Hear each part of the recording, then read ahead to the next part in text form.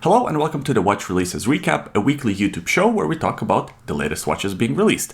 My name is Oleg and that right there is Mr. Bond.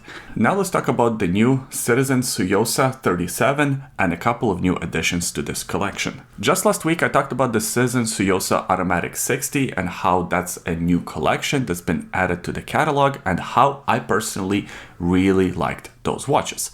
Well, this week we got a couple of new additions to already existing line of watches, the Tsuyosa 37mm. If you remember, Citizen Tsuyosa was introduced in 2022 and right off the bat it became a pretty big hit for Citizen, so there is no wonder why they keep on releasing new versions of this watch. Now this 2025 release is in a 37mm case. It features 11.5mm case height, it's made out of stainless steel, and it comes with about 50 meters of water resistance. As far as the movement powering this watch is the caliber 8210, which is an in-house automatic movement that beats at 3 Hz and it comes with 42 hours of power reserve. So this week essentially we got two new dial versions. We got this dark blue version and this deep purple version on top of the already existing 3 versions of the watch. Out of the two, I prefer the blue version. I think that looks actually really good, and I'm kind of surprised that this watch wasn't released with this dial initially, right? It's one of the most popular dials you can have on a watch. Initially, it was introduced with this baby blue, with the green and the pink. I guess they're really targeting more of a female demographic with these releases, although a 37mm with the integrated bracelet design is, in my opinion, unisex. If you have a bit of a smaller wrist or if you prefer smaller watches, a 37mm is a great option to have. In terms of the pricing and availability, this will be part of the standard catalog, and this watch is priced at €300. Next, let's talk about the new Hamilton Jazzmaster Skeleton 40mm, now in the Empire Green color. Just like with the Citizen we just covered, this new Hamilton is essentially a new addition to already existing line of watches. In fact, this line of watches was reintroduced earlier this year. Now it's available with this new green color. Everything else about the watch stayed pretty much the same. It comes in a 40mm diameter, 11mm case height. It's powered by the caliber Hamilton H10, which is essentially a skeletonized version of Powermatic 80, which beats at 3 Hz and comes with 80 hours of power reserve. As far as the looks of this watch go, I'm not a huge fan if I'm being honest. For whatever reason, the skeletonized watches don't appeal to me for the most part, but especially this type of a skeletonized watch, to me it looks too much like a fashion watch, but hey, to each their own. This version of the watch will be part of the standard catalog. It's not a limited edition watch, and it comes with two separate prices, one on the leather strap, which is €1,375, one on the stainless steel bracelet, which is slightly more expensive, €1,445. And next, let's talk about the new Bell & Ross BR-X3 collection. Bell & Ross is one of these unique watch brands where it has this recognizable, iconic almost design language, and every watch collector can right away tell, hey, that watch is a Bell & Ross from across the street. But not a lot of people have these watches in their watch collections. And I think over the last few years, Bell & Ross was trying to figure out a way to make these watches more mainstream. Now, the BR-03 collection is a pretty popular collection for Bell & Ross. Now there is a slight modification to this collection with the X3. So BR-X3, and the X3 is the sort of special version for Bell & Ross. They also have the X5, there is the X2, I believe, and now we have this watch here. In my opinion, this is a very good looking watch for a Bell & Ross watch if you're into these type of watches. If you're not, this will not appeal to you, but I personally quite like it. The case dimensions are pretty reasonable, 41 by 41, because it is a square case. It's also about 13.3mm in case height. It's made out of titanium or stainless steel. So the gray one is the titanium one, the blue one is the stainless steel one.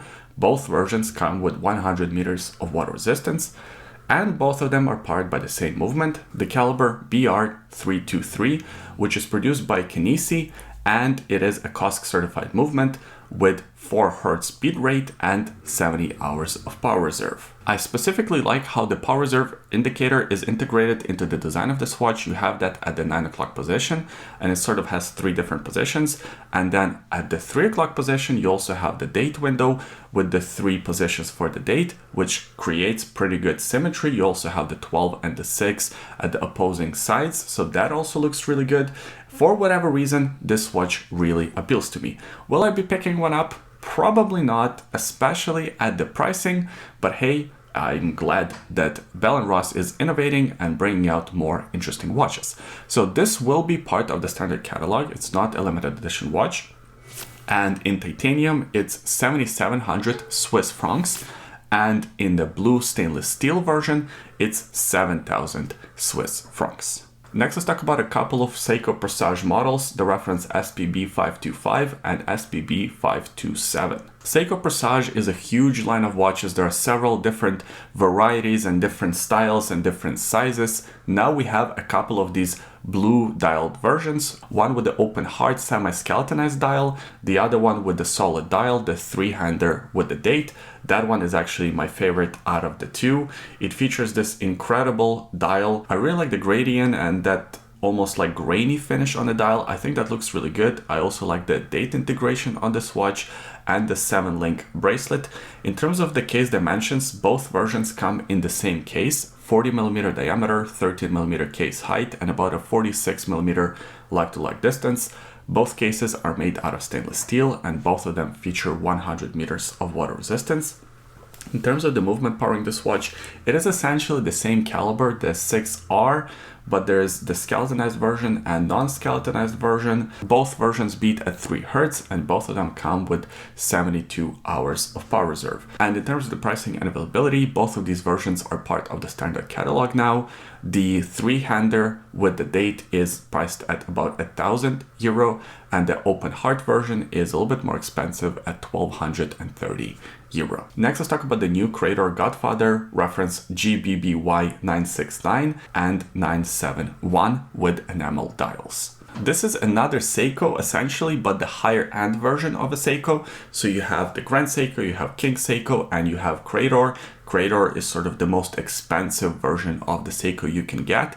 They're more popular in Japan, more popular in Asian countries, but I think now Seiko is really making a push for these watches to be more popular here in North America. So we have a couple of new versions, one with the blue dial and one with the deep purple dial. Both dials are enamel dials that are spectacular to look at. The finish, the quality, even the finish on the case, it's all exceptional. In terms of the cases, they're made out of platinum. They are 37.5 millimeters in diameter and 8.3 millimeters in case height with about a 43 millimeter lug-to-lug distance. These watches are powered by the ultra-thin caliber 6890, which is an in-house manual wound movement that beats at 3 Hz, and it comes with 37 hours of power reserve, which is a bit on the low end, right?